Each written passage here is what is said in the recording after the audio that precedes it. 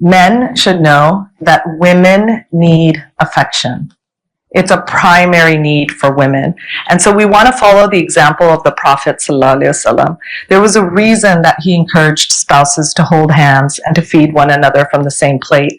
Just like any other blessing, marriage can start to feel stale. It can start to feel old. You can start to take it for granted.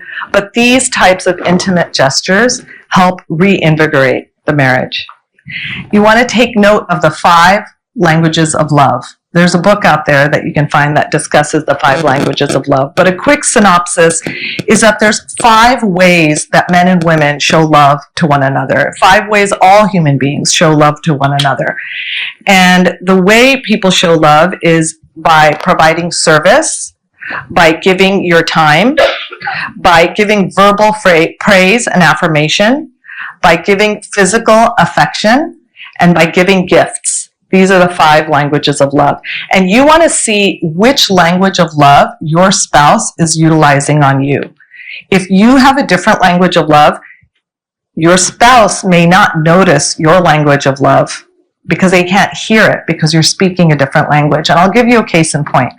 My love language is verbal affirmation. Big surprise. I'm big about talking, right? And telling people how much I appreciate them, writing about how much I appreciate them and love them.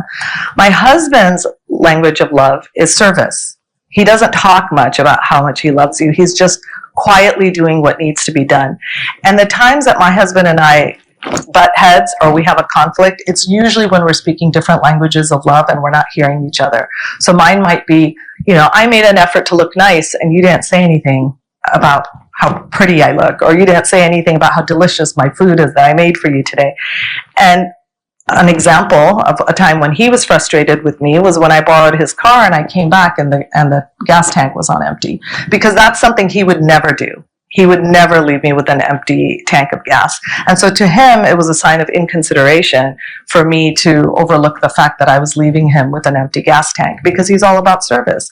So for me, in order to make sure that my husband feels loved, I have to get out of my comfort zone and do what I know my husband would do to show his love to me. And he gets out of his comfort zone, inshallah, and tries to make more of an effort of talking about things that I might want to hear from him. Another big need for women is the need for intimate conversation. They say that men fall in love with their eyes and women fall in love with their ears. And there's truth to that. There's a reason women love poetry, and there's a reason women love deep and intimate conversations, and why they like to get on the phone with their friends and talk to them for a long time.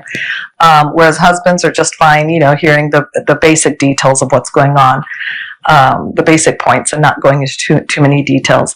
So that's something for men to keep in mind, that women need intimate conversation and they need undivided attention when you are talking to them.